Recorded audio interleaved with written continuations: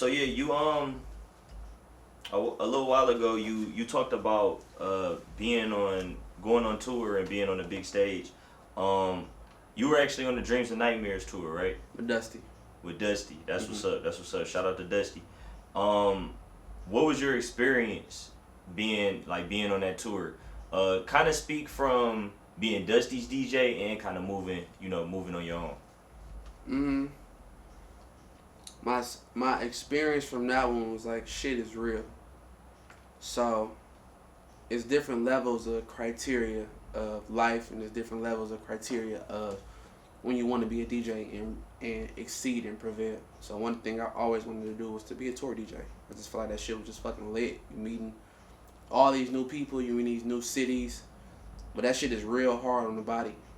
You know what I'm saying? That shit is like traveling in the car, no eating. You may not shower like you usually to, so your body not adjusted to it. You're not sleeping how you want to because you're not in no bed. You in the fucking car, and you're dealing with a lot of other people's emotions and vibes too. The whole fucking time you on the road. You know what I'm saying? So, and speaking on my perspective, it was like, nigga, I'm here. So ain't no time to bitch up. Ain't no pre-recording. Ain't none of that, nigga. We on center stage. Like, nigga, these people don't know us, but they know one song. They don't know me. They may not know Dusty McFly, but they know I'm out here. So let's put the city on the map. Let's drive back home proud. So that was my feelings and my emotions with, especially being that was like my first major tour that I went on, and that shit was incredible. Right. Being on such a big stage, being around so many different people who are in the they're in the mainstream. They're like in the mainstream community. What's the craziest thing you've seen being on that tour?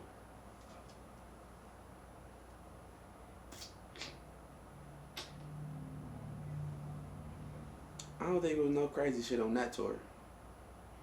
Not that I can recall of. I don't know. Cause that's when Meek was first popping off. He just only big record he had was "I'm a Boss." Like Dreams and Nightmares, the intro wasn't even out yet. Oh, okay. No, Okay. so it was still lit. You know what I'm saying? Still good opportunity, still fun. But I can't remember shit crazy from that tour. Yeah, Okay. from that one. Did you establish any notable relationships from being on that tour?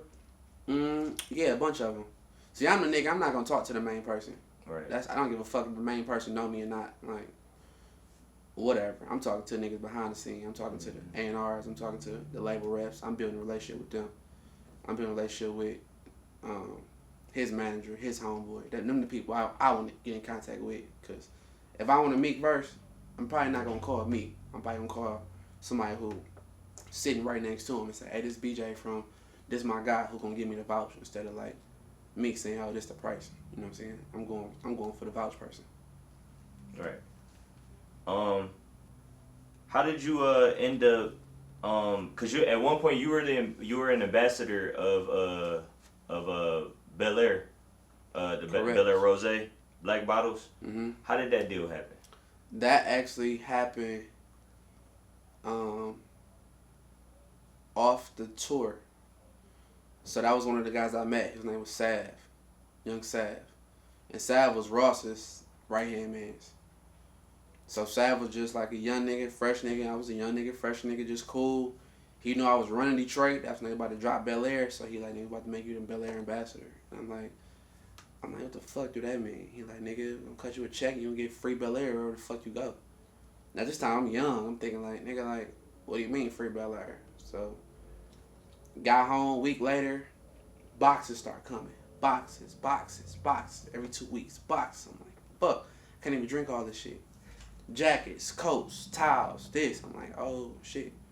I just started branding this shit. And that's really when I started learning how to brand when it comes to businesses, labels. I met the Bel-Air rep from Michigan. Her name was Allison. You always gotta get cool with the white people. You know what I'm saying? The white people was like sometimes they really want to fuck with you, but they don't know how to talk to you. And then when you meet them, you be like, when you kick it with them, you be like, damn, y'all niggas just like us. Y'all vibe just like us, whatever. So, and this, I'm talking about 8-9 years ago. So, that was just one of them things, bro, where like you said, relationship. That was a relationship thing, 100%. Facts.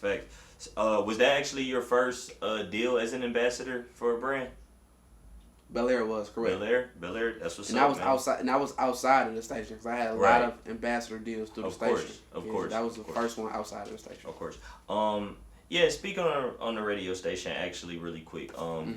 Because Shorty, he actually went on to become host of 106 and do a lot of other things, man. If you're paying attention to him right now, man. Yeah, going crazy. Yeah, going crazy. So shout out to Shorty.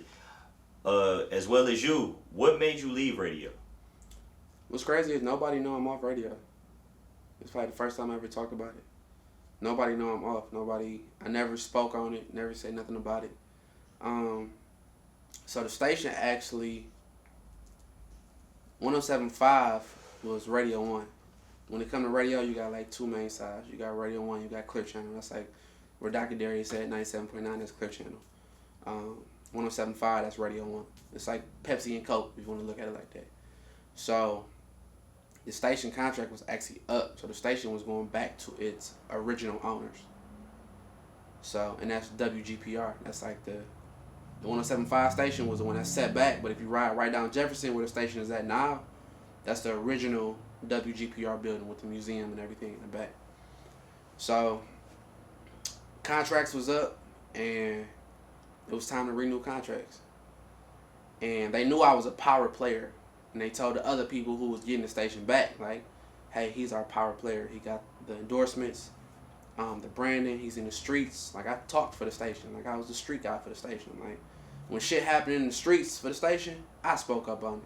They didn't call the station ass. They just called me to see what the fuck going on. That's from all the summer jams when niggas wasn't added. They didn't call the fucking station. They called BJ. What the fuck going on? Well, let me see what I can do. So we just couldn't come up to an agreement. It just came down to numbers and money and opportunity and time.